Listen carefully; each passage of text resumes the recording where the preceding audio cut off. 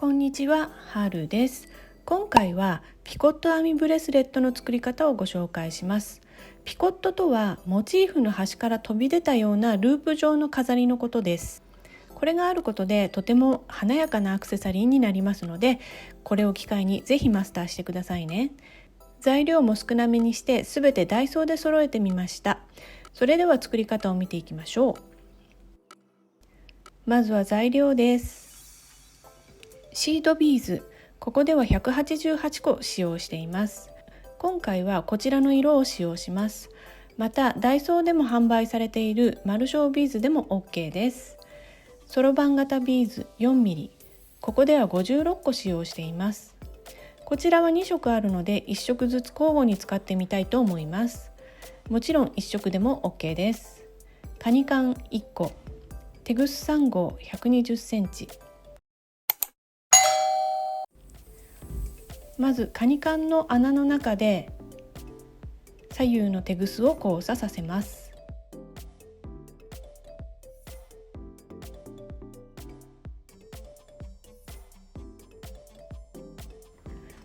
これで金具の取り付けは完了です。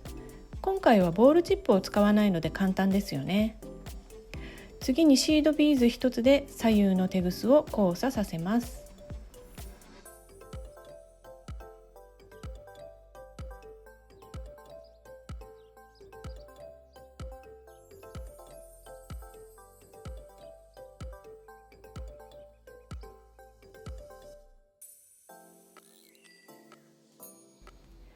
左右のテグスにシードビーズを1つずつ通して新たなシードビーズ1つで交差します。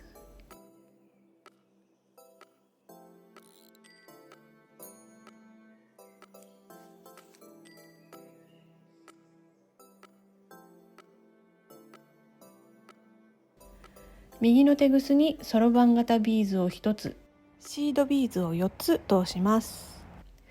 そして一番最初に通したシードビーズの左から右へ向かってテグスを通します。このテグスを通す方向は間違えないでくださいね。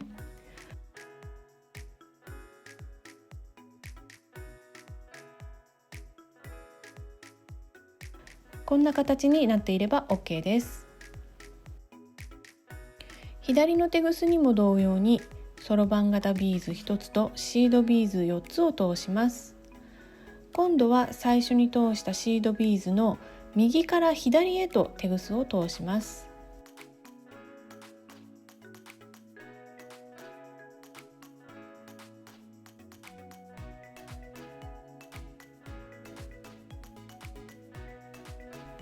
これで両側にピコットができました。左右のテグスにそろばん型ビーズを1つずつ通して新たなシードビーズ1つで交差します。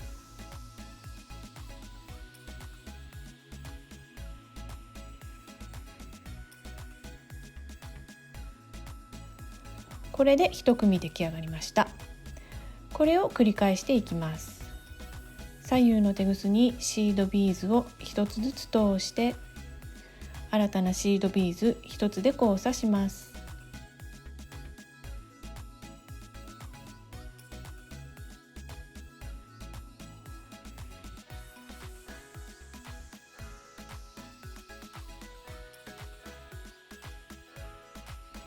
右のテグスにそろばん型ビーズを1つとシードビーズを4つ通して一番最初に通したシードビーズの左から右へ向かってテグスを通します。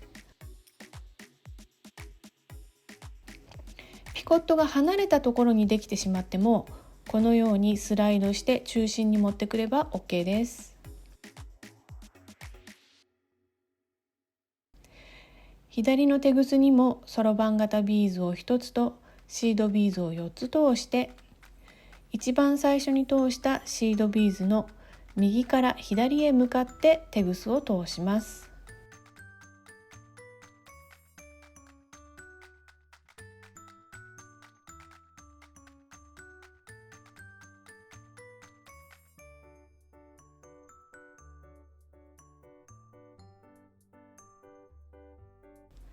左右のテグスにそろばん型ビーズを1つずつ通してシードビーズ1つで交差します。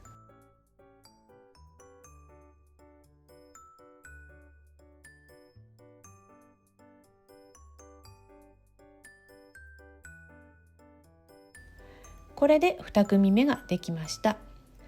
このような要領で繰り返し手首のサイズになるまで作っていきます。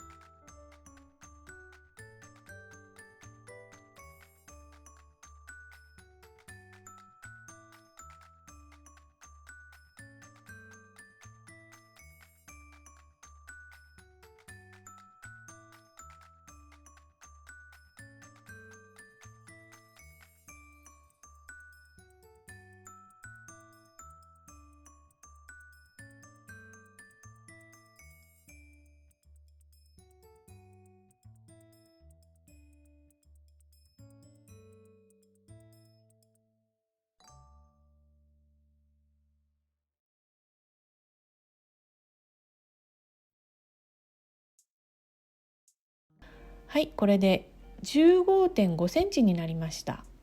長さは手首のサイズによって加減してくださいね。では金具を留めるループを作ります。片方のテグスにシードビーズを12個通してもう片方のテグスと結びます。結ぶときはこのようにセロテープを輪っかにしておいて、ここに結びたい部分を貼り付けておくと結びやすくなります。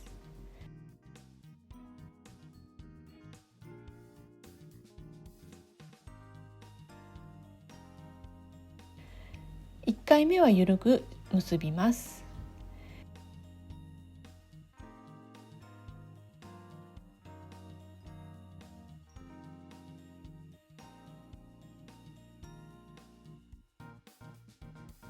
2回目はしっかりと結びます。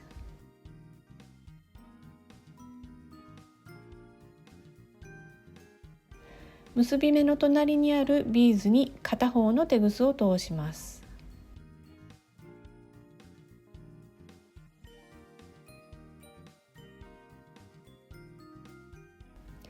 余ったテグスをいくつかのビーズに通して処理します。今日はこちらの方向にテグスを通してみます。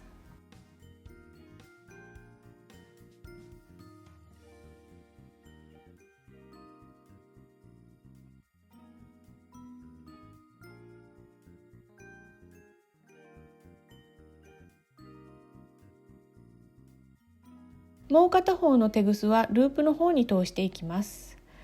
ループのビーズにすべて通してしまった方が後でテグスがはみ出してくることもなく綺麗に仕上がると思います。